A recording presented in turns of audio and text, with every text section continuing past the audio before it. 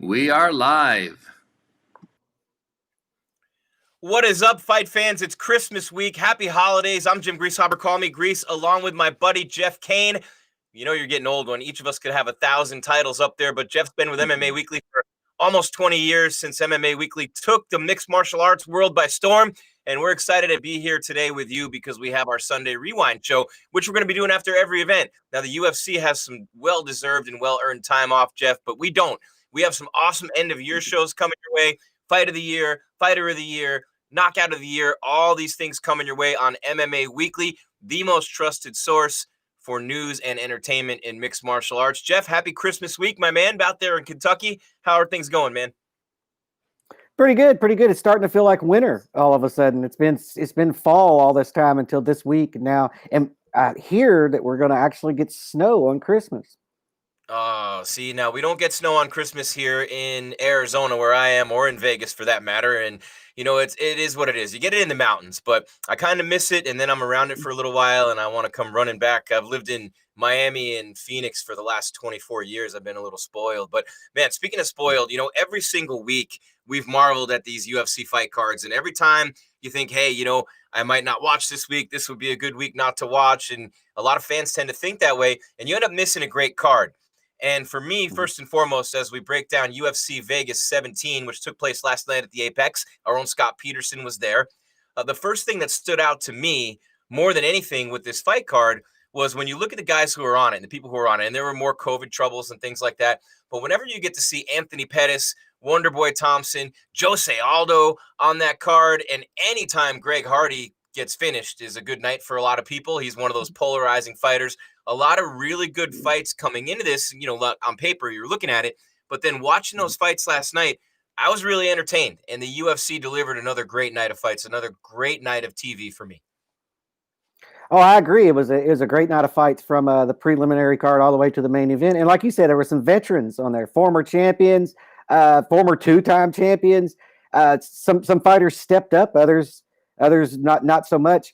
Yeah, I was entertained with this fight card a lot, man. I watched it from start to finish, and I was enthralled. Yeah, and I think that overall it was a great night of fights, and I picked it up right before the Pettis fight. I didn't see any of the fights before that. Wasn't able to watch, you know, Win or the Ebanks fight or any of those, but I picked it up with the Pettis Morono fight, and that was, you know, vintage Showtime Pettis, and even in the end with a little grappling there, so that was a good win. And, you know, Greg Hardy gets finished by Marcin Tybura, who had an undefeated year and finished super strong in the heavyweight division, and Greg Hardy's complete and utter lack of a ground game was exposed. Rob Font beats Marlon Moraes. You have to start wondering if the Magic Man's, hitting a tailspin here with what's happened against Sanhagen and now against Font.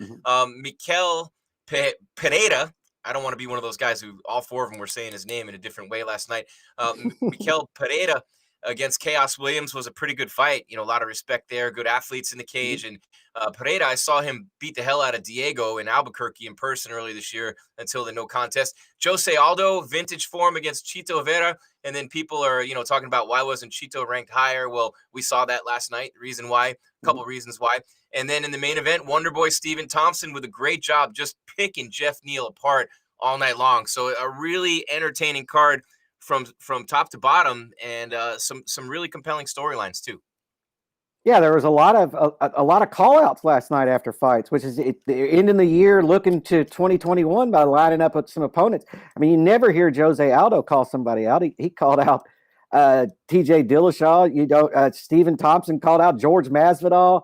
There was another call out in there that I'm forgetting. Oh, Anthony Pettis wants to fight Tony Ferguson and move back to the lightweight division. And that's not even getting into the fights. You know, that's just the aftermath of it all. It was a great night, but it was sort of uncommon to see, especially Aldo call somebody out. The BMF against the NMF. So the bad motherfucker against the nice motherfucker. That's what, you know, everybody wants to see that. But it's also fun doing an internet show because I can actually say what it stands for. But I think about this, Jeff, and I think about those fights last night. The first thing that stood out to me is when I looked, there's no fight of the night bonus. I'm like, they didn't give anybody fight of the night. Interesting, right? Yeah, it is interesting. I thought that the Panny and Eubanks fight could have been fight of the night. It was a back and forth close fight. Even the main event, because while Stephen Thompson dominated the fight and put on a striking clinic, when he entered that 5th round, Neal started landing shots.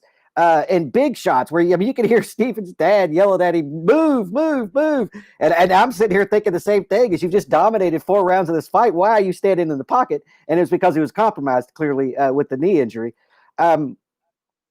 Yeah, man, it was a good night. I mean, I enjoyed that. To end the year on that, I feel like the UFC ended the year on a high note. Yeah, and what a year it was for the UFC overall in the face of COVID. And, talking about Jeff Neal, and I don't want to take anything away from Wonder Boy, and I want to talk about him more in a minute, but Jeff Neal's corner, drastically affected by COVID. And so he didn't have his normal corner in there with him, and that's a big thing, obviously, for a fighter, as you know. And people say, oh, just put anybody in there. Well, just have anybody be a head coach and an offensive coordinator for an NFL team on a Sunday and see how they do. Yeah. So it was a tough night for Neal, plus his right eye he couldn't see out of it throughout most of the fight. Now, Wonder Boy, and it was an accidental headbutt between the two of them. Wonder Boy had the cut right here. Neal's was in there dripping down his eye the whole night. And it's unfortunate, but, it's part of the game. He G'd out. I mean, what a tough dude, but clearly not ready for that highest of high-level strike. I mean, look, Wonder Boy is an undefeated kickboxer and a guy who could have easily been a UFC champ when that draw with Woodley at MSG and, the rematch was super close. You look at the fights that Wonder Boy's actually lost, Darren Till, Pettis was a fluke. He was still a super boy at 38 years old, showing again last night after the Luque fight and now the Neal fight, a couple of up-and-comers. He's still right at the top of the heap to the fight. Look at Wonder Boy here, Jeff. Take us through what you see from him here in this video. Oh, it was just footwork. It was just footwork. He was in and out, and Neal had a really hard time dealing with his elusive footwork and his reach. Stephen Thompson was able to, his jab over, precision striking, his jab over and over and over, and Neal just had a lot of trouble getting inside. Neal did have some success where he was able to back Stephen against the cage a few times, but he was unable to capitalize on that. I mean, he didn't really have success until the 5th round when Wonder Boy was compromised. That's a good point. And when Neal was able to hit him, you can see the power in his hands and, not quite ready to be a top contender. And I thought it was cool as they embraced in the cage. And it was a little much during the fight, all the hugs and fist bumps. It's like, cool. All right. But you're still, you're fighting. There's time and place, as DC or Bisping, one of them said last night. But Neal, when they embraced in the cage after the fight in the octagon, Neal was like, man, I got a lot to learn. And I think that was nice, to be able to pick that up and hear it. That's something that we wouldn't have been able to do before COVID, because with no crowd, you're able to pick up and hear things from the corners, from the fighters. It's a different type of viewing experience. But Wonder Boy clearly showing Neal that he has a lot to learn. But when you look at that division now, Jeff, and you look at where Wonder Boy is on the heels of the Luque fight, now this fight, he's right there, man. And it's very top heavy at 170. And that top heavy portion of it, and the 3 guys who beat Woodley, and everybody likes to rip my guy Tyron Woodley, but when you lose to Usman and Burns and Covington, those are the top 3 guys. They're all great on the ground, and obviously that's where Wonder Boy struggles. He doesn't have a ton of power. A guy like Colby or a guy like Burns, maybe not the best matchups for Wonder Boy. So when he calls out Jorge Masvidal, there's a fight I really want to see to maybe have like a title eliminator, but Masvidal wants Colby and the storyline's there for Colby. But look at Wonder Boy here. I mean, some highlights from him. Just the precision striking is just out of this world. But, I mean, you got to worry about his ground game against those top guys in the division. Yeah, and he throws at such volume. He's not easy to take down because he has that elusive footwork. He doesn't stay right in front of you, and he's got a long jab that he'll peppers you with, kind of like the Diaz brothers. It's reminiscent of them. It's volume striking, change up the speed, change up the power. But for the most part, you're just putting shots out there, touching him. And so he's going to be difficult to take down. I agree that Masvidal's the best matchup out of those top guys. Yeah. Usman's probably the worst, and Kobe. But we've seen, particularly Kobe, get hit, and so those are good matchups, man. Stephen Thompson showed that he's still a top contender in that division. He's not going anywhere. Wonder Boy's still here. I think it's what he said after the fight. I think that he showed why he is where he is in the division. And yeah, man, there's some tough matchups ahead of him. Yeah, and I'm looking at the division. Masvidal is a good matchup for him. I don't think anybody wants to see him fight Woodley again. No one wants to see him fight a guy like Maya, Chiesa, Magny. I think Wonderboy is higher level than all them. So Mhm. I think the only fight to make is I mean Leon Edwards. You got Masvidal, you got Burns, Colby, and Usman, but Usman's gonna fight Burns. Colby's Mhm. gonna fight Masvidal. That leaves Leon Edwards. I mean, if you just do the process of elimination. Yeah, but with the way these fight cards have been shaken up, all rules of these fight of making fight cards are out the window with COVID, and so he needs to stay ready because he could fill into any one of those fights.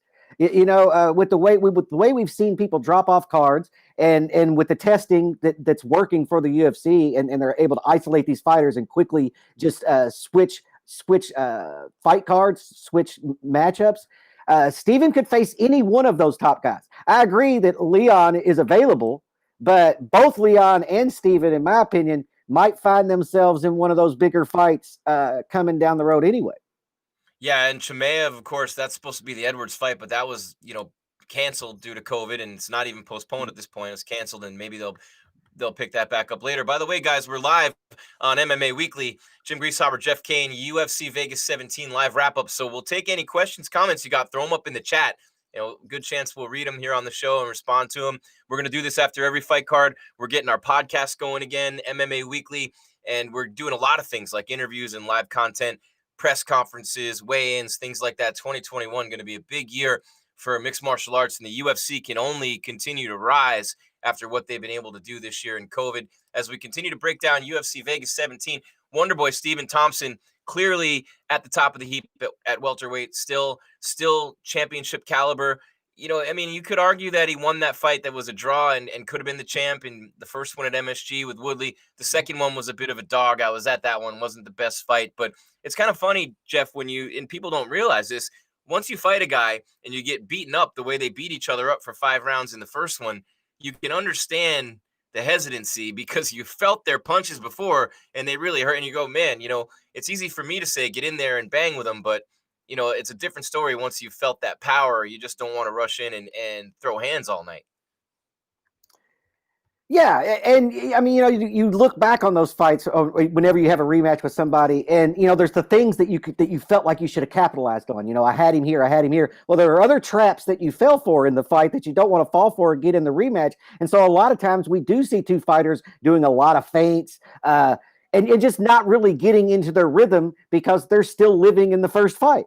I Yeah. thought that Anthony Pettis said during the post-fight press conference that what's mostly changed, other than lifestyle changes, is that he's focused and he's able to stay in the moment. And I think that's what happens in these rematches where you see them kind of lay a dud, is that they're still fighting the 6th round or the 4th round of the previous fight instead of fighting a new fight. That's a great point. That really is a great point because you see different styles from different fighters, adjustments that are made. You have to readjust to their adjustments. You see things that, like, for example, Connor Diaz, too, he added in a lot more of those low kicks, Mm-hmm. and the low kicks won him the fight. Big adjustment that Diaz didn't really, adapt to all that well.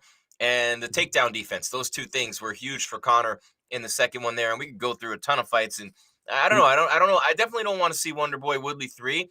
I would like to see No. him against Masvidal for sure. Masvidal Kobe is the fight to make, though. But what about for Jeff Neal? Where does he go from here? I don't know. I think Magny could be a good matchup for Thompson as well. That could be a fun Oh, matchup. yeah.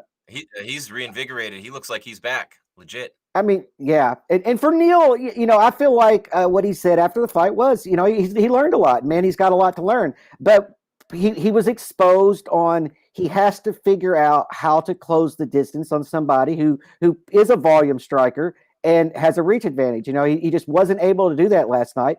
And you could see he was frustrated. Unfortunately, that collision of heads happened in the first round, and I'm not sure that didn't affect Neal more than he let on. Because, like you said, he couldn't see, and I think that changes everything. Wonderboy's the last person you want to be fighting when you can't see because he works all these angles. He's there, and then he's not there. And if you can't keep a visual on him the whole time, he's going to hit you with something you don't see, and that's when things get real bad. Yep, For and so Neal, many of those I'm strikes not came sure. from that left side. Sorry, left, which was affected by the right.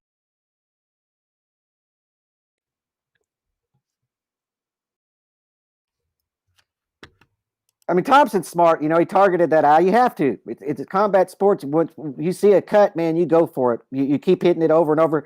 And it just kind of suited Wonder Boy's style. You know, he throws that jab all the time. And so he really didn't have to adjust his game plan to attack that eye. It just kind of fell in his lap, really.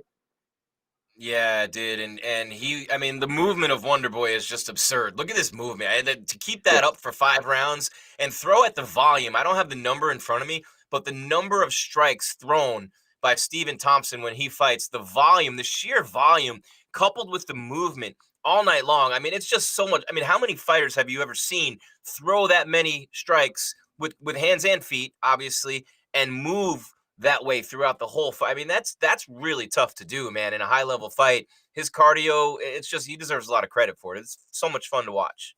Yeah, you don't see a lot of fighters have the ability to do that. I brought up the Diaz brothers, and they're able to punch in volume, but they're mainly straightforward fighters. You know, they come straight into you, stand right in front of you. Wonder Boy's not doing that at all. He's on his bicycle the entire 25 minutes of the 5-round fight, working angles, rotating off, never staying in front of a person, making sure he doesn't get backed up to the cage where he doesn't have an exit.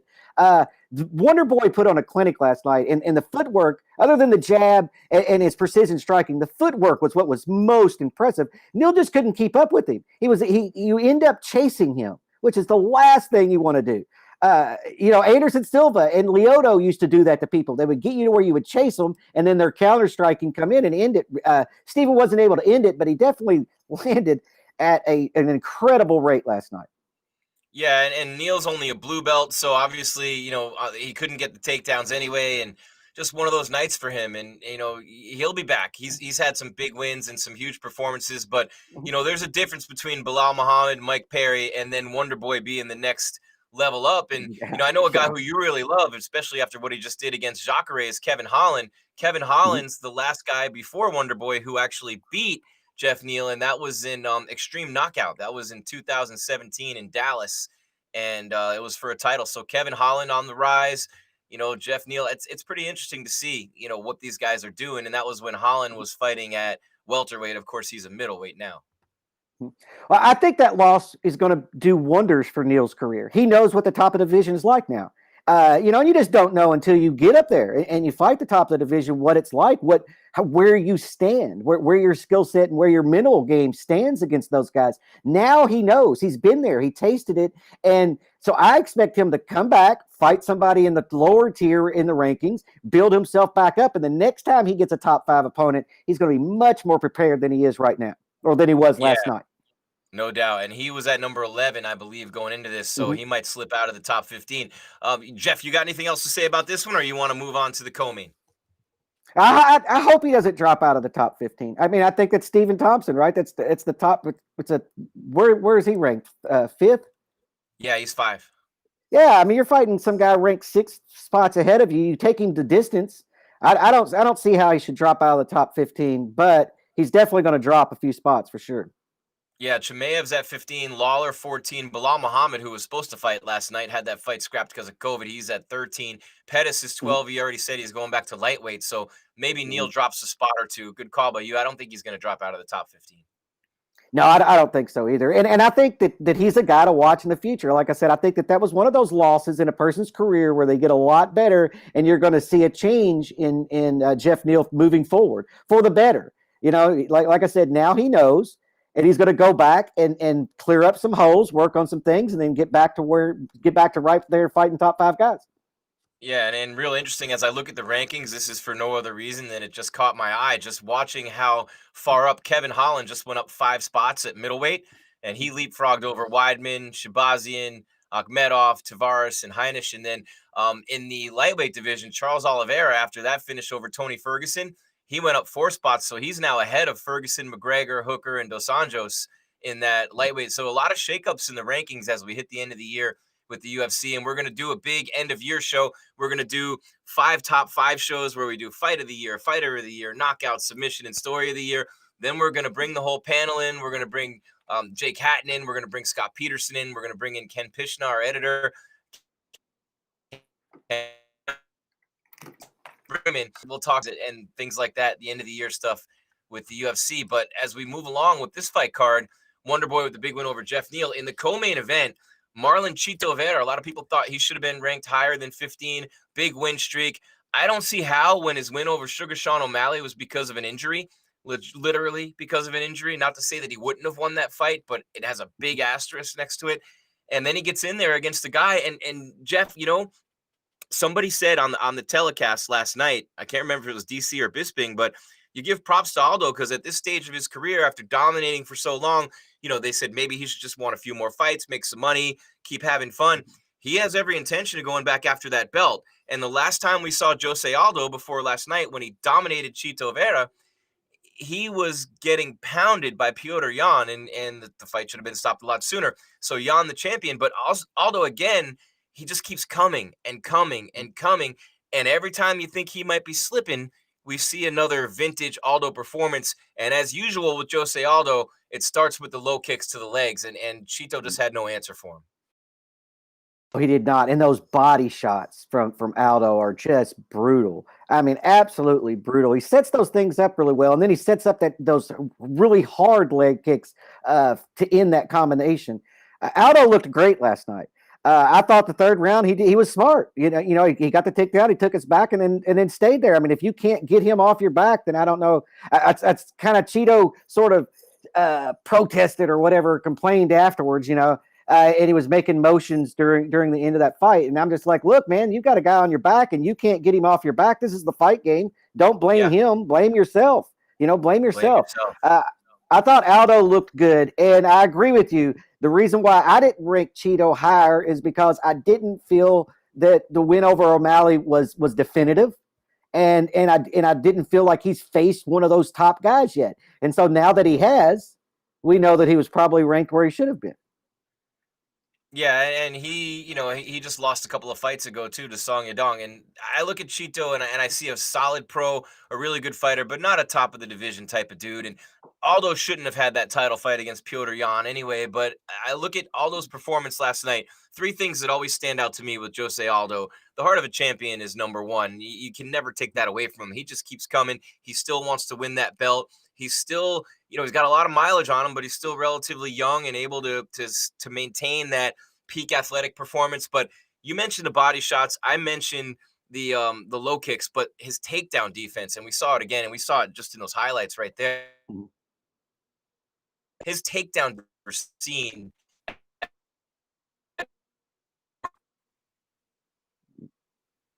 Yeah, his takedown defense is some of the best in the sport. He's incredibly hard to get down and even hard to keep down once you get him there. Like I said, I thought Aldo looked good. He looked like the old Aldo. Now looking back, I'm questioning how hard the weight cut was on him in those first couple of fights at 135, because he looks like a different fighter now than he did then. And now that could be that he's not facing Yan and getting beat the crap out of, and he's facing a slightly lesser tier guys than the champion. But I felt like Aldo looked good. Aldo's a tough matchup for anybody in that division. Especially with he's got a great ground game. Like you brought up, his takedown defense is incredible, and his boxing is just nobody goes. You don't see a lot of people go to the body like that. You do, but not like Aldo. Shots to the body, and then he sets it up with a huge leg kick on the other side. Aldo can win fights by leg kicks. That's what he was sort of known for, and I feel like he's gotten away from it a little bit. Yeah, I feel like he's gotten away from it a little bit. And maybe it's because people are countering better with straight punches up the middle and he's getting hit. I'm not sure. We'd have to ask him. But I wish he'd go back to just beating people with just leg kicks alone. I mean, look at those body shots right there. Yeah. Oh, man. And that left hook to the body, and it's kind of like half hook, half uppercut that he throws. And they're crazy, these punches that he throws. And look at them there against Volkanovski. But his losses, when you look at his losses, I mean, legitimately, Max Holloway back-to-back, Volkanovski, Marlon Moraes, and Petr Yan. Now, he did get finished by Yan and Holloway twice. The Marlon Moraes was a fight a lot of people thought he won. It was a split decision loss, and Marlon's in some trouble. We'll get to him in a minute. Volkanovski, a unanimous decision. He was able to go the distance with Volko. But again, you're talking about, just like Tyron Woodley, everyone's ripping on Woodley. Well, you lose to Burns, Covington, and before that, Kamaru Usman. Well, it's the same thing with Aldo. Holloway twice, Volko, and Petr Yan. Those are the cream of the crop in those divisions. Those are the toughest guys and the best guys in those divisions. Conor McGregor, too. He hasn't lost to Chop Liver. No, he's only losing to the top guys in the world, but he set the bar. Jose Aldo is the greatest featherweight champion of all time. He set that bar that high. And so when we see him, taste defeat or not dominate like we're used to seeing him, we all start questioning, is Aldo done? Is Aldo done? No. The everybody else's level has just gotten better. And so Aldo, he's kind of raised all the ships. I think Pat Miletich used to say the high tide raises all the ships. And I felt like Aldo caused everybody in the lower weight classes, 145, 135, 125, to do that. And so now he's kind of having to deal with the monster he's created. He lifted everybody up in those divisions, made them step up their game to have to deal with someone like him. And, the guard changes every now and then. Aldo's fighting it off pretty good though right now. He got a win. He needed that win. It's kind of like Stephen Thompson. He's not going anywhere. He's still a contender in two of those divisions, if you ask me. If he wanted to go right back up to 45, he's still a contender there. Still a contender there too. And, at 135, it's loaded right now. So you look at that division, and we read this week and we saw this week that Frankie Edgar and Sanhagen are probably going to get in there soon. They're working on that fight. So they're both in the top 5. Sanhagen 2, Edgar at 5. Sanhagen had the loss to Aldo earlier this year, bounced back with the finish of Moraes, who I think will tumble in the rankings now. Marlon, and more on him in a minute. Rob Font announcing his presence as a contender at bantamweight with that performance against Marlon last night. That's we're going to talk about that one a couple of fights from now. But Jeff, when I look at this division and I look at Aldo's place, you have Petr Yan and Sterling. They're going to fight for the belt. Cejudo's kind of dangling around out there still. You have Sanhagen and Edgar. Cody Garbrandt's looking to fight at 125 against Figueiredo. He's number 4. And all those guys, for the most part, have lost. So with TJ Dillashaw coming back and just saying it's his belt and people thinking, maybe he should get a title shot right away. What about Aldo for a return matchup for Dillashaw? I mean, who in the world wouldn't want to see that? Yeah, and that's what Aldo calls for. That's what he wants. It makes a lot of sense because you got Dillashaw coming off the suspension. He'll fight. He's eligible to fight. I think it's January 21st is when his suspension's over. And so he's going to need to fight somebody, but he can't go right back to the top of the division. I mean, you're suspended for a year for failing a drug test. You're not going to get a title fight.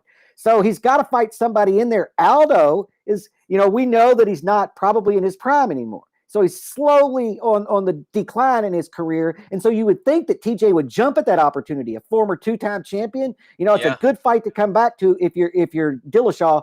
Aldo, though, he's looking at, if I beat TJ Dillashaw, then I'm back. I'm back as potentially a number 1 contender and getting another title fight. So to me, that fight makes all the sense in the world for everyone involved, the UFC, the fans, and both fighters.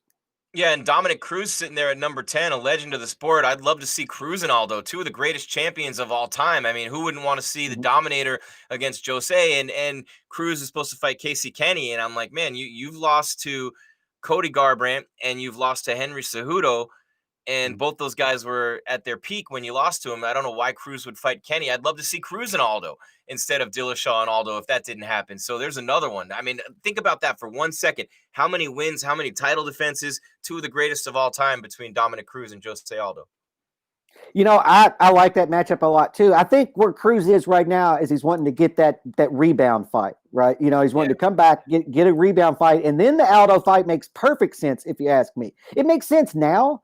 But I think from Cruz's standpoint, I wouldn't come off of a loss and go right back in there against Jose Aldo. Not in my first fight. I'd want to get that one fight, get my confidence back, establish myself back in the division, and then facing Aldo in my second fight down the road. So if it's not Dillashaw or Cruz for Aldo, who else would it be? Because everybody else has a fight. He'd have to fight down in the rankings. I think it's got to be Dillashaw. Bring back Dillashaw, make him fight Aldo. He doesn't get a title fight right away. I think that makes a lot of sense. The only downside to that would be you could potentially burn Dillashaw's title run if he loses that fight, and maybe they wouldn't want to do that. Who knows? Yeah, potentially. I mean, that's a case. And Dillashaw has no bargaining power right now, right? So Dillashaw is going to take the fight that they give him, and he's gonna smile about it and thank them for giving it to him, just because of his circumstances. Aldo, I think, and Aldo carries some clout with the UFC. I mean, he's the featherweight champion. They brought him over. I was at that when they brought him from the WEC and just made him the UFC champion and gave him the UFC belt. Mark Hominick was his first fight, right, in the UFC? Hominick? So I feel like Aldo's done. He's done a lot for the UFC in Brazil. Aldo's done a lot, and if he wants that fight, I'm inclined to think that the UFC will give it to him. And who cares what DJ Dillashaw thinks? Dillashaw's just going to have to take the fight that they give him. He has no negotiating power right now. None. No, none whatsoever. Mantis Mank 5 says in the text, I didn't think of it until you said it, but Cruz Aldo is the fight to make. I love that one. I want to see Cruz and Aldo more than I want to see Dillashaw and Aldo. I like what you said about the rebound fight for Cruz, but I want them to all reconsider. Let's see two of the greatest champions to ever lace them up, because how many opportunities do you get to have two legends like that at this stage of their careers where they're both, getting a little long in the tooth, but they can both still get it done, and each of them could still make a title run. I think that would be great. And I'm going to throw one more at you, Jeff, before we move on. How about the fight that we never got to see that was originally supposed to be Triple C against Jose Baldo, as he called him? Triple C, he wants the money fights now, Henry Cejudo, and if he comes back. So I don't know if Cejudo would fight if it's not for a belt, but he also really wanted to fight Aldo himself. Yeah, I mean, it just depends on what Henry wants to do. Do I think Henry's retired? No. No, I do not. I think Henry's going to get a fight, and he's going to come back, and he's going to take a fight.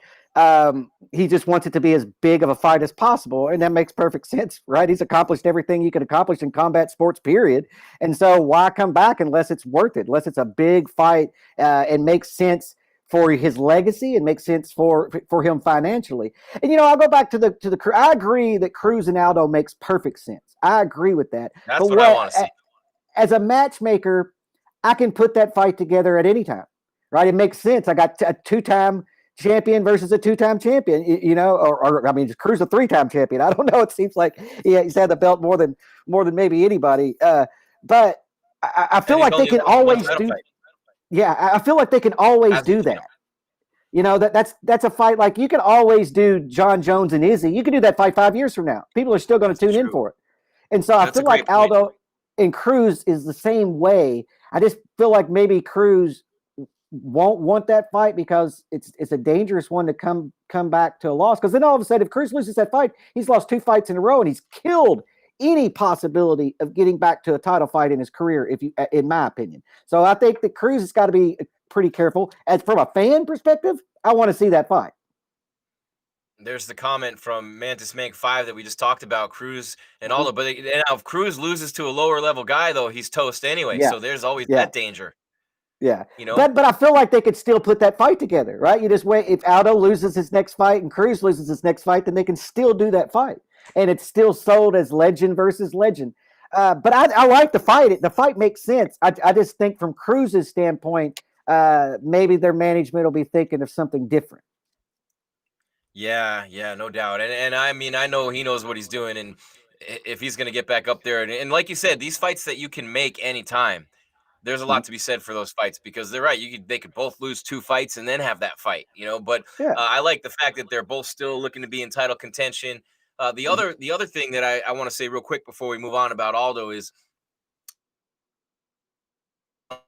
back tough like that, finish like that, to perform, to not lose your psychological edge completely and your competitiveness and all those things that we've seen so many fighters and taking big shots.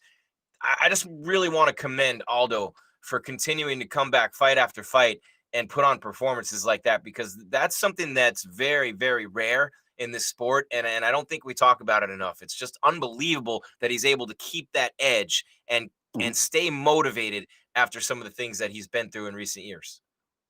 Yeah, and I think it has to do with his life, that the life that he's lived. Aldo's a fighter, and that's it.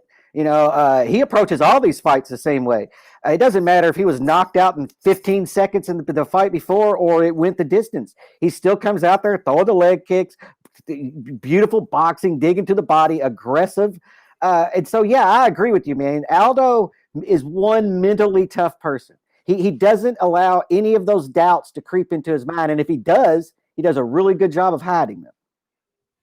Man, yeah, it's what a performance by Jose Aldo, turning back time. And he had, I think those tattoos were fake, right? It had some ink going on there and some different things, but Jose Aldo Jr. is a true legend of the sport. At one time, an unbeatable champion until Conor McGregor, and everybody's beatable at some point. But athletic tie pad, Aldo outsmarts Vera. He just With an H. outsmarted Vera. He Yeah. outsmarted him. But that's a good point. He did. He outsmarted him. And Chito's got some stuff that he's got to learn too to be a contender. But again, he was a little inflated. People had a higher opinion of him than maybe they should have after the O'Malley win, when you're just looking at the fact that he beat Sugar Sean. But Sean doesn't have huge wins yet either. And that was because of an injury, that fight.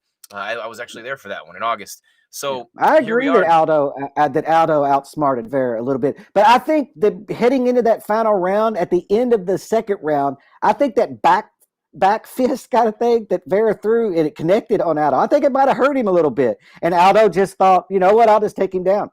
I have that in my back pocket. Yeah, in the back pocket, and that was something interesting too when you look at that. And I don't know, I want to see Aldo and Cruz. I want to see Aldo and Dillashaw. Man, I want to see Aldo against anyone. It's Mm-hmm. always good to watch Jose. So moving on to the card, Jeff Cain, and I look at this fight here, and Chaos Williams was on a big time tear. He had finished Morono big time in February, earlier this year in Houston, and just riding a big time win streak against Mikel Pereira. And Pereira, I saw him fight earlier this year a couple times, and I was there in person in Albuquerque, just destroying Diego in that fight until obviously the illegal. But he's a freak of an athletic talent, man. He really is gifted. Chaos Williams is no joke with his power. Another elite fighter. This fight was, on paper coming in, a lot of people thinking it could have been fight of the night. It didn't live up to that. There obviously was no fight of the night. Wonder Boy, Font, Tybura, and Jimmy Flick got performance bonuses, but Pereira Pereira is a sick athletic talent. Look at that there, the dance moves and all those things, but Yeah. he backs it up. He really fought a smart, a very intelligent fight last night against Chaos. Yeah, I think that Pereira is one of those fighters that we're seeing mature in front of us. He'd come out there and do all these acrobatic flips and rolls, and we would see him kind of gas in fights and leave himself wide open, take huge risk, unnecessary risk. And I feel like now he's becoming a more matured, calculated fighter, and his athletic ability is great. And, his movement, he's hard to deal with. He's so unorthodox that you don't know what he's coming with. He's left, he's right, his hands are constantly moving. He's a hard person to deal with. And Chaos just couldn't ever get in his rhythm. He couldn't ever really get in his range. I didn't feel like that fight. Whenever you have that in front of you, it's hard to deal with. You don't really know what to do exactly. No, and he had 9 losses prior to making it to the UFC. Kind of took the long, circuitous route like an Anthony Smith maybe did. And I have so much admiration for a fighter who can do that and just keep coming, just keep improving, just keep getting better. Even though you're losing, you're thinking, man, I'm never going to make the UFC. Now, he's proof that eventually you'll get there. So he did get, the unanimous decision loss to Tristan Connolly, and then the Diego loss was a DQ.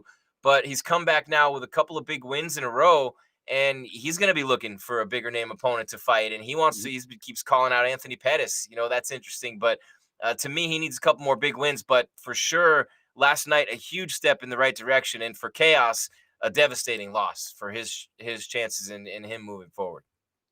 Yeah, I mean, it ended a big winning streak for him. He just has to go back to the drawing board and start a streak over again. Pereira, I felt like that. He's definitely going to want some bigger name opponents. And, like I said, we're in a weird time for matchmaking because normally an 11th ranked guy can't fight the number 2 ranked guy. Well, but in the times that we're living in now, that makes perfect sense. It's really for who's available at the time and who has not tested positive for COVID. And so you could see this guy, you could see him get a big name fight in his next fight. It just kind of depends. I hope he doesn't jump too far ahead of where he needs to be. I feel like he's doing really good right now, taking little steps up the ladder. I don't want to see him try to jump too far up the ladder because I don't think he's ready for that just yet. Chaos Williams versus Mike Perry next, says Lionheart 1906. I'll take that. I'll take that fight. Man, Mike Perry against Chaos. That'd be, wow. Interesting, right? Yeah, that's a good fight. That's a good fight.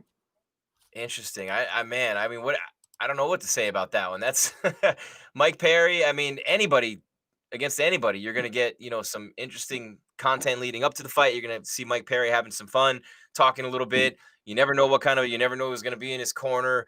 You never know what he's going to do. But, that'd be a good rebound fight for Chaos and Perry, obviously coming off another tough one. But when I look at Chaos Williams, I mean, he's got to work on some things, and he's always looking for that home run shot. And that's why wouldn't you when you have that kind of power? But again, you got to keep looking and keep working. I thought maybe he had some opportunities that he didn't take for takedowns in the fight last night, and things like that. And it's very rare that you see fighters at this level anymore who get completely outclassed in certain areas of a fight. But I thought the game plan by Pereira and his team, he was just phenomenal. And he stayed out of the pocket. He stayed at medium range where all you have to do is watch kicks. Not much of a kicker, Chaos. So as long as you stay away from that right hand, staying in medium range, get in, get out, textbook. And I thought it was outstanding. And the thing about Pereira that I love the most, Jeff, is every single time out, he gets you can see noticeable improvement. He just keeps getting better and better. Yeah, he's fun to watch, because we get to see this progression of him mentally and physically, his skill set. But you brought up his game plan. His game plan, he fought like a veteran last night, and we haven't seen that out of him before, or I haven't seen that out of him before. I kind of saw a showman, who understood that he wanted the limelight and that he wanted to entertain the fans. But you also have to win fights to do that, and sometimes you got to win in pretty impressive fashion. I feel like he's coming into his own. He's one of those guys who understands now, and he keeps stepping up little steps. I agree with you. Every time we've seen him come out, he's improved a little bit. Sometimes he's improved a lot.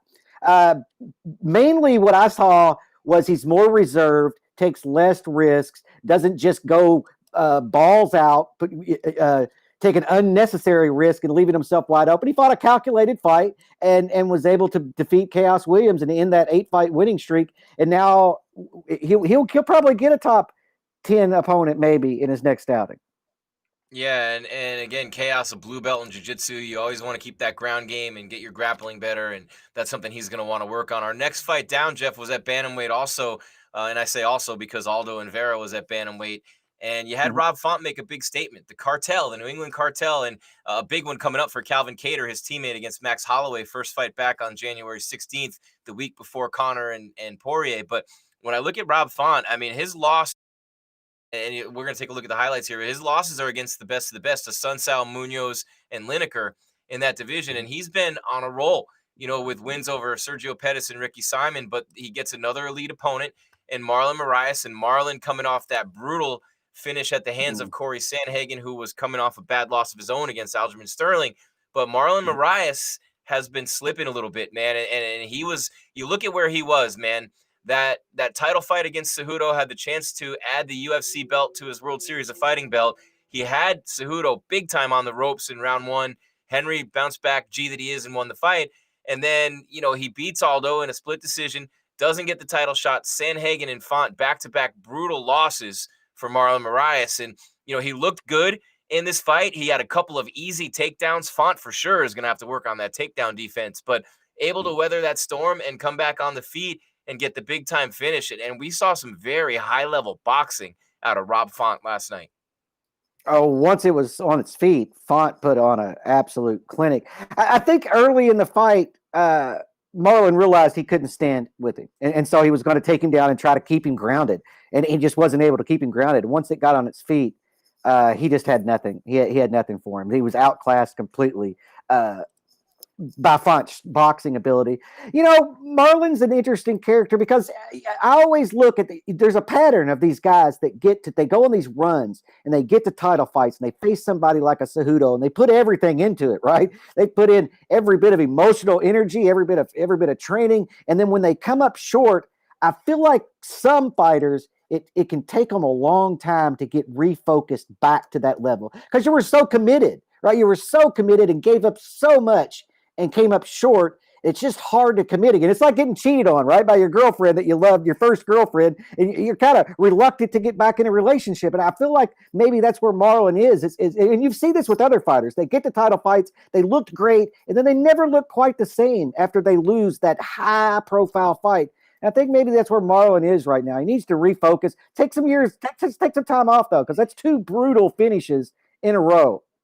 Yeah, and what's interesting is, and I agree, that's what makes what Aldo does even more incredible. But we're talking about a guy who's a high level. I mean, he's a black belt in jiu-jitsu and Muay Thai, Mhm. and to see him get outclassed on the feet like that, and to lose the way he lost against Cejudo, where he was dominated in jiu-jitsu grappling and he was dominated in the Muay Mhm. Thai, and Henry won that fight, and first of all in the clinch and then on the ground. But for him to be a high level Muay Thai fighter and a great striker like he is, and just be completely outclassed on the feet, 2 fights in a row by Sanhagen and Font, and really Cejudo before that.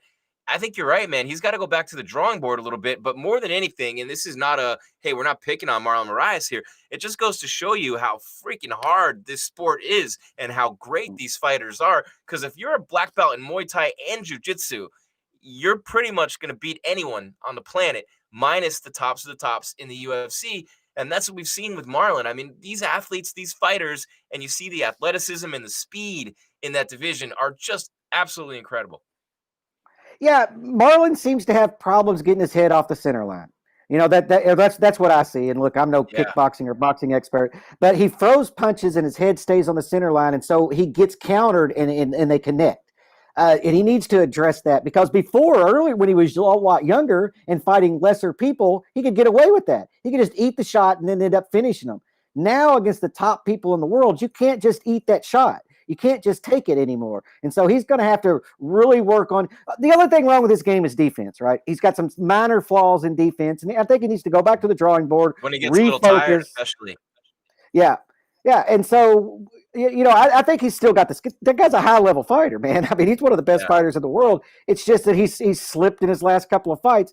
But I feel like it's probably the middle game can't be said enough can't be said for it. The things that separate the Anderson Silvas and the John Jones from the 15th ranked guy is mainly mental. It's not physical. It's not training partners. Most of these guys are doing the same things And he's over and been over in moving the around. gym. He's moved Yeah, around. He was in Jersey with Frankie Edgar. He's in Florida, and yeah, his wins: Dodson, Sterling, Rivera, Sunsao, Aldo. Those his last 5 wins are against top of the top competition too. yeah.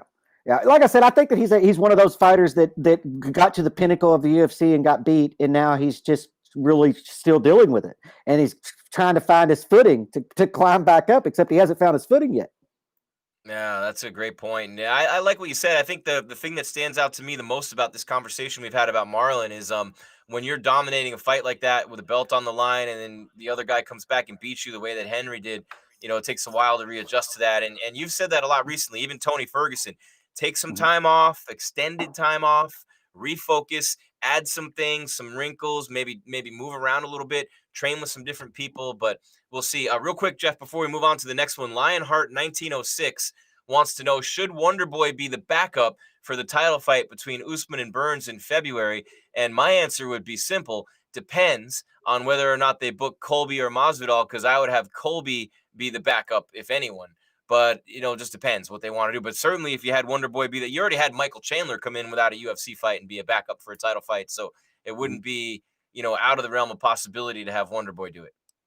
I think if Wonder Boy's smart, he's going to stay prepared. Well, I don't know the extent of his injury. Wonder Boy could be out for a minute. I don't know that swelling's not good. The right But I knee, don't yeah, know. right I knee. don't know if that's serious or not. It might just need ice and 2 weeks of crutches and he's fine. I don't know. So we'll have to get an update on that. But if he's healthy, he needs to be in shape to step into either one of those fights. Because I agree, Kobe Covington would be a better backup. But if he's already going to be in a fight, Thompson needs to be ready because he could step into either one of those fights. I really feel like that's been the key to 2020 is that you have to be willing to step up on short notice and step into big fights.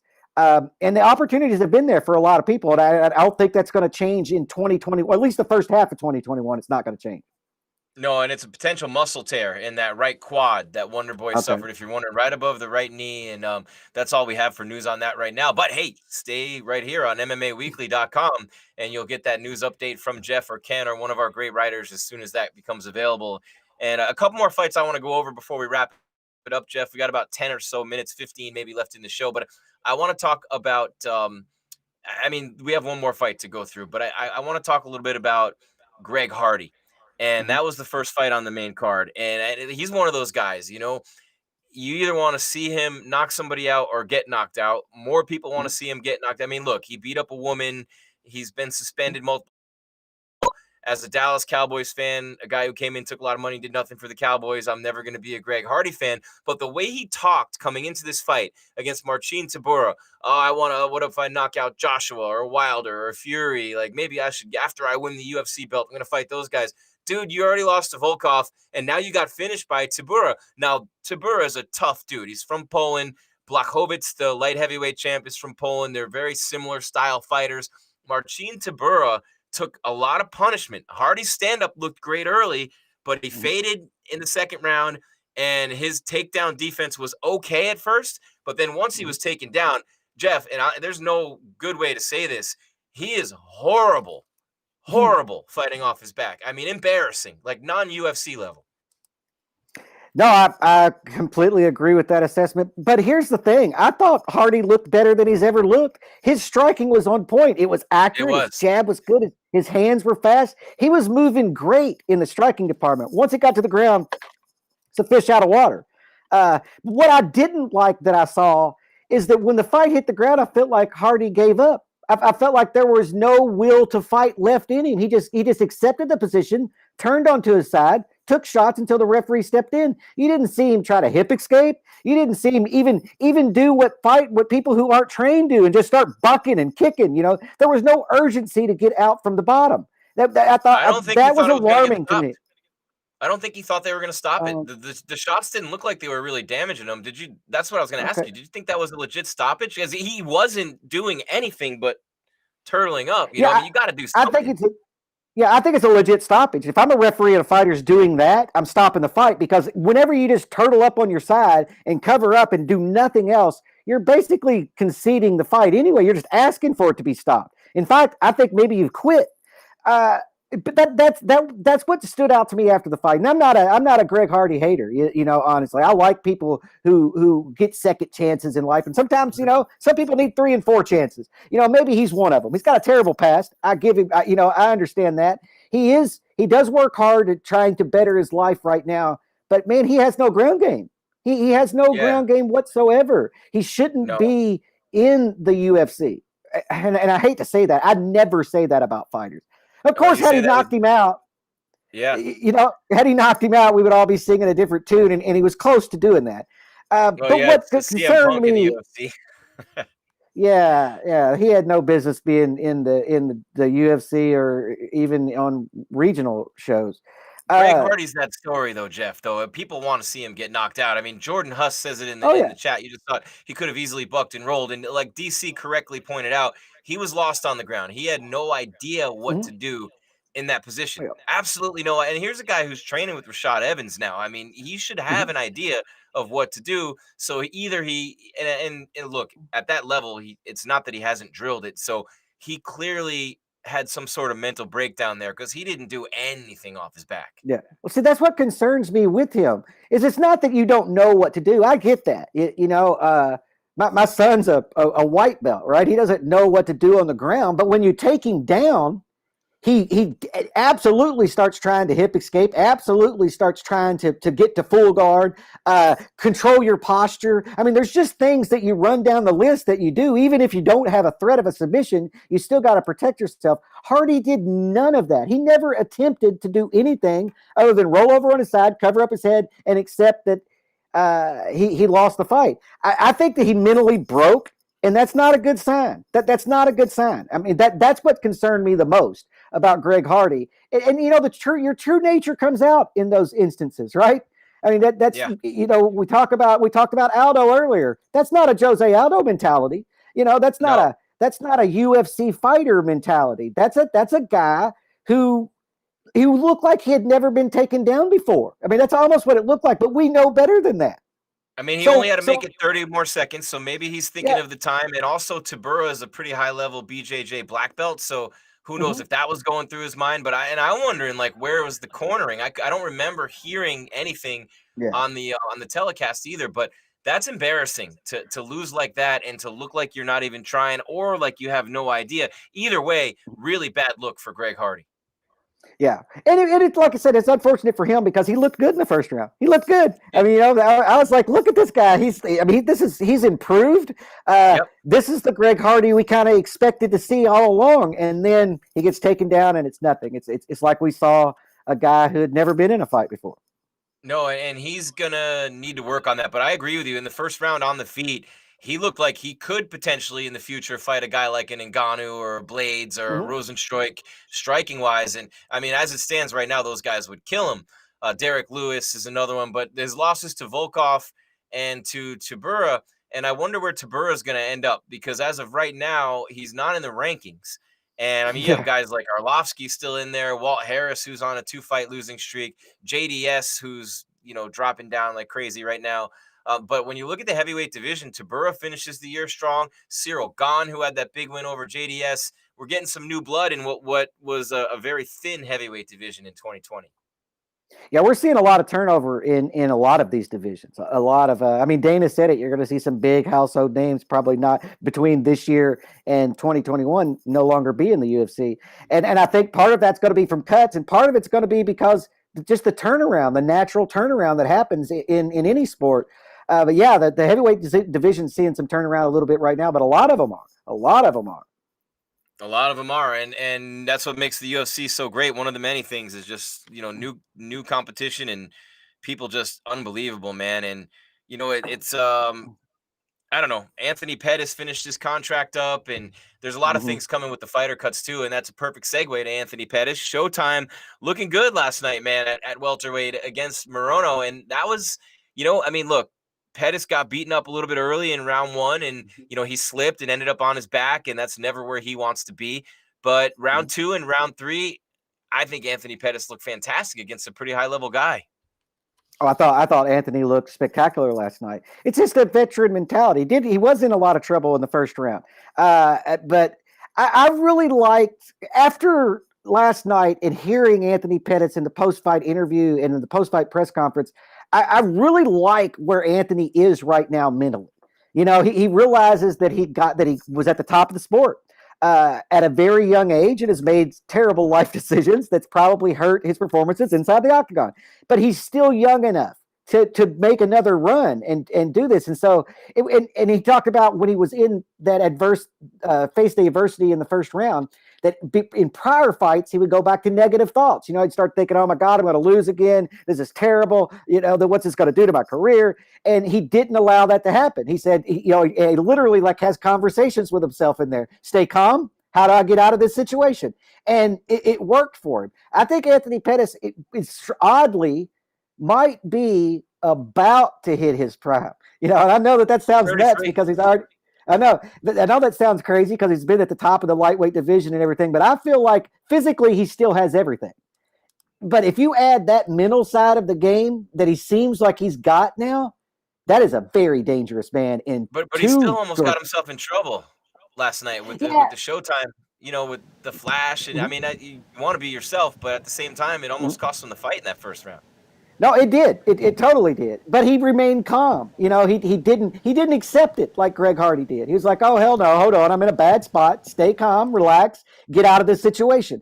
And so I feel like Anthony Pettis showed us a lot in that fight, really, on both how well-rounded he was and how his mental game is different now. That he talked about talking to the UFC psychologist and just the negative thoughts. Self-doubt and self-sabotage is what most people on the planet are suffer from. Really, that's what holds you back from being the complete Jim or Jeff that you can be. Through a lot of war, so does that immediately? Here's some sound from the press conference last night from Showtime from our Scott Peterson. And honestly, before I started working with my mindset guy, like I'd revert back to old fights. I'm like, damn, here it goes again. Or like you get into like this funk thinking, or it's like these negative thoughts of like, shit, I experienced this before. But this time I just brought myself back to being present. I knew he had like a good position. I'm like, you know what, let me let him take my back and calm it down from there. I let him get my back. He put his hooks in. He's doing a good job of like switching sides on his hooks, and I couldn't like find that hole to escape. But I was just breathing, bringing myself back to this present moment and addressing what was going on in this fight, not in other fights. And I assume in your mind, rounds 2 and 3 are the ones that you took, right? Yeah. Now, I hope so. Because that round one, he got he was pretty good on that round. Yeah, he did all right in that one. Yeah. So at what point in the second round did you feel that things were starting to swing your way? What was the key that it I found my started to- range. I found my range, and he couldn't. He was like throwing big bombs, but he wasn't touching me. I was making him bite on feints. I think the feints was when I found my range. When I was making him bite on my kicks, my side kicks to the leg, straight lefts to the face. I think the range was the deciding factor in that round. In round 3, when you hit him with that spinning kick. All right, there's Showtime Pettis after the fight. I mean, there's a guy who's been on a Wheaties box, Jeff. I mean, he's got some marketing appeal. His contract is up. His brother Sergio is already in Bellator.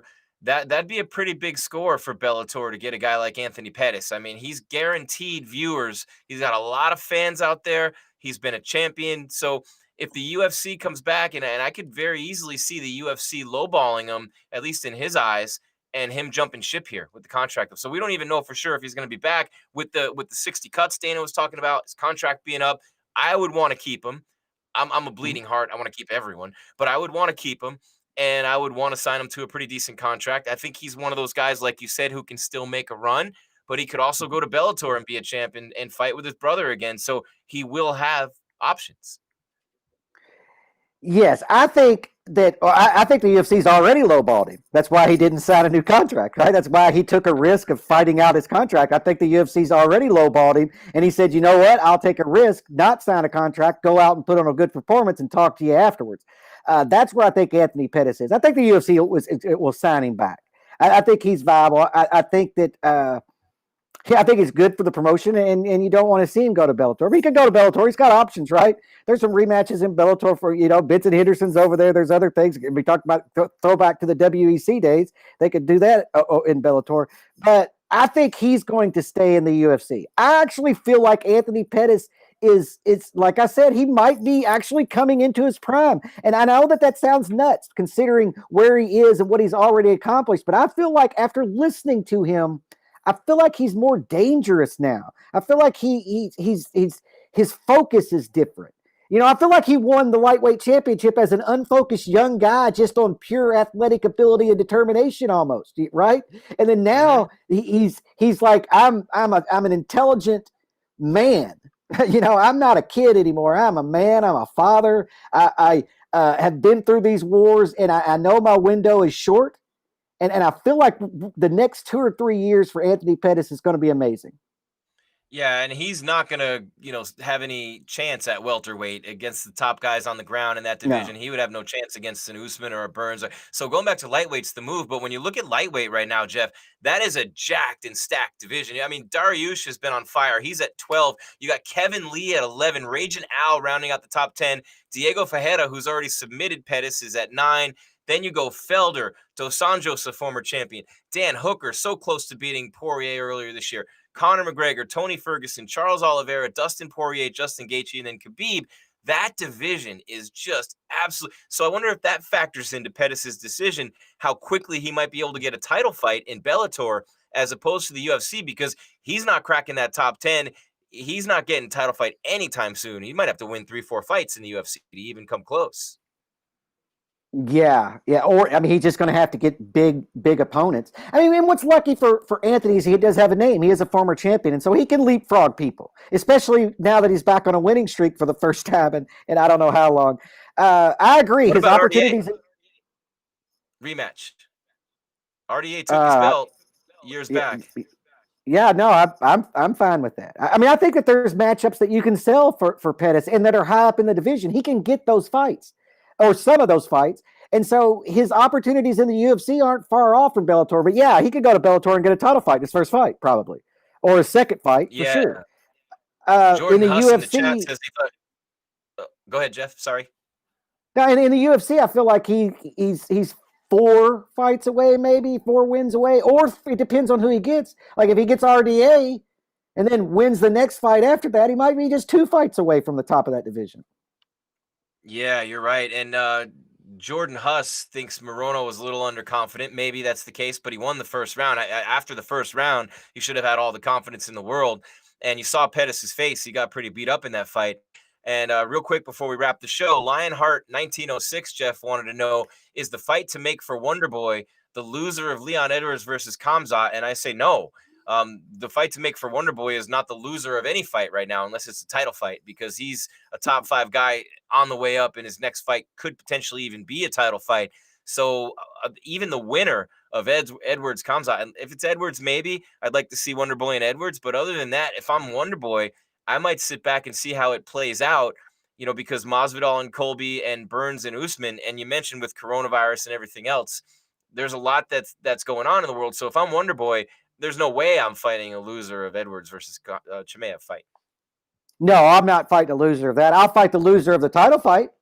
That's it. Yep. That's it. That is it.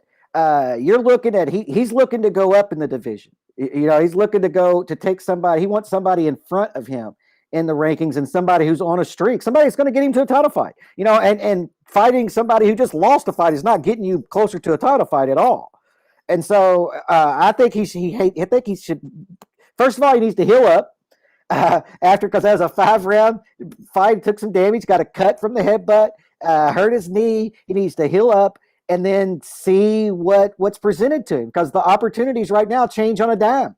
You could go into Friday thinking that we have a main event on a fight card, and then Saturday night have a completely different main event, and it just depends on who's willing to step up on that short notice. So my thoughts to every fighter out there who's in the top 20 in any division: be ready to fight every event, because you might get that call. And as Kevin Holland has showed, opportunity. You don't pass on opportunity. No, and Wonderboy did want to fight Masvidal again. He's already got a win over him. But the only other thing I want to add about Wonderboy, he had Pettis beat, and he was dominating that fight. But the Darren Till fight really close. But coming off those back-to-back losses, he quote unquote did what you got to do. I mean, a couple of up-and-comers. He fought Luque, he fought Neal. He won both fights very decidedly, did unanimous decisions in both, and he's right at the top again. And if I'm Wonderboy, I'm not taking a fight against a guy like Chimaev. What do you have to gain? Everything to lose. Edwards maybe, but like we said, title fight or top 3 to 5 guy for Wonderboy, and that's it right now. Oh, I agree. You can't just keep fighting the up-and-comers, right? Because then you start looking like you're the gatekeeper, journeyman, and that's not what Stephen Thompson is. Not right now in his career. I mean, everybody ends up being that eventually, but right now he's not that guy. He needs to take top 5 opponents and look to getting back to a title fight. I wouldn't take that. I wouldn't take anybody ranked below me, so you're basically fighting 1, 2, 3, or 4 if I'm Stephen Thompson. Yeah, and look at what a perfect example. That's what Glover's done at light heavyweight. They're trying to make him a gatekeeper, and he just keeps fighting his way back to the top in title contention. And what he's done this year has been remarkable. Speaking of which, Jeff Cain, we have our year-end shows coming up. Christmas is next week. The week after, between Christmas and New Year's, every day we're going to be releasing a new show, and it's going to be Fighter of the Year, Fight of the Year, Knockout of the Year, Submission of the Year, and Story of the Year. And we'll do one big show at the end right before New Year's where we'll make it interactive. You'll have a chance to be with us on the chat. It'll be Jeff and I. We'll have our whole team, Scott, Ken, Jake, everybody at MMA Weekly chiming in. Who knows, maybe a guest fighter or two. But we have some big ones coming up. And for Fighter of the Year, Glover's in contention. It's been an interesting year, but I can't wait to do those shows with you. We have some great ones on tap, and we'd love to get your thoughts on it. So just, hit us up in the chats, message us wherever you can on social media or on YouTube, on the website, MMAWeekly.com. Jeff, the most trusted source, news and entertainment in mixed martial arts for almost 20 years. What do you want to say to put a bow on this, man? Jeff Cain, all these years of experience, you got even you've been around so long, your pictures are in black and white. What are your final thoughts on UFC Vegas 17 before we wrap it up? Well, I think that it's very interesting. A lot of news came out of that fight night card. We got a former champion of the lightweight division saying he's going to go back to the lightweight division. That's big. Stephen Thompson is proved why he is ranked 5th in the world, and that he isn't going anywhere, and he's not going to settle to be that guy facing all these up-and-comers. He's ready to fight a contender next and get closer to the title fight. The Rob Font, man, he just took out. He just leapfrogged.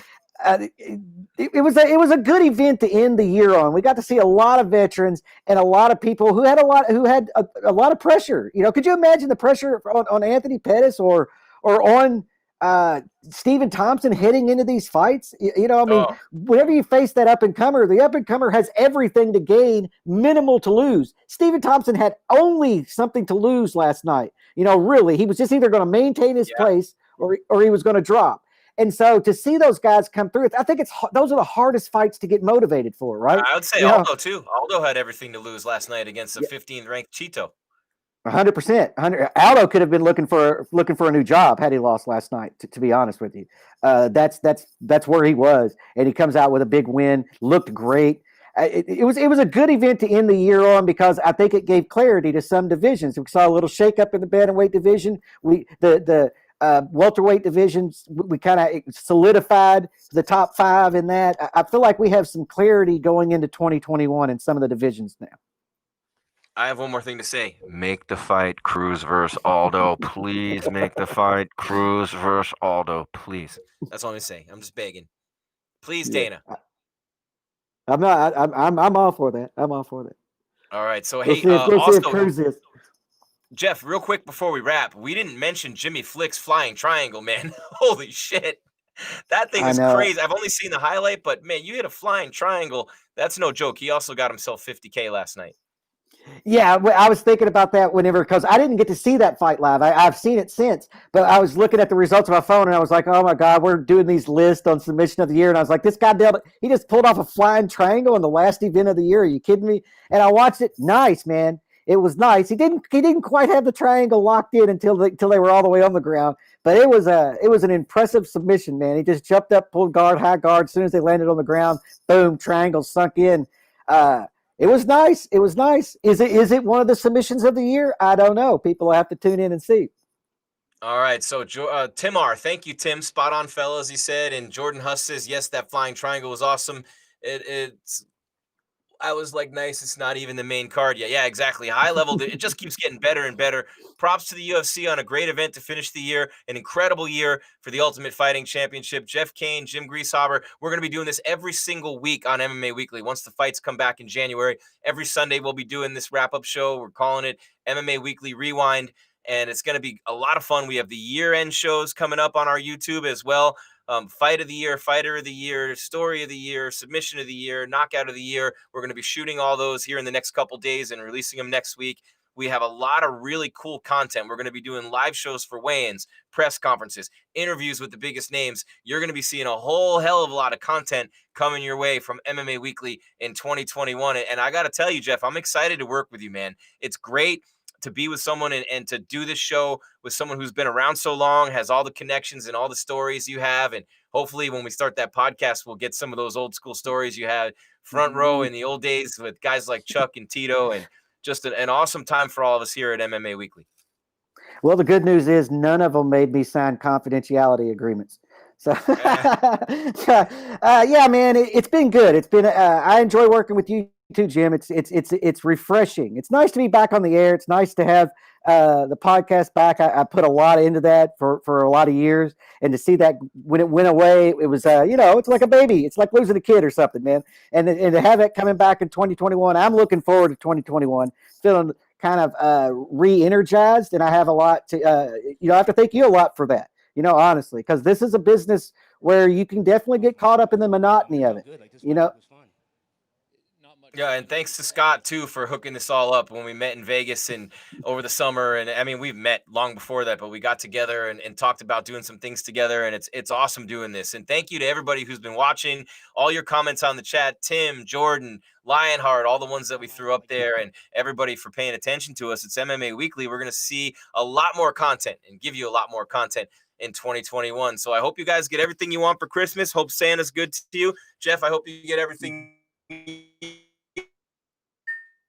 says all of you. Happy Hanukkah, whatever you celebrate, happy holiday. We love you from MMA Weekly, the number one source for news and entertainment in do you have any aspirations? Mixed martial arts. This is actually Scott Peterson's That's voice. what follows up my goal. Our Win every owner. round so I become the world champion. And I think that's what I got to focus on. Instead of like trying to let me knock this guy out, just go in there, win every minute, win every second of every fight, and there would be no excuse to besides becoming a champion. Thank you. Thank you, man. Thanks, guys. Merry Christmas.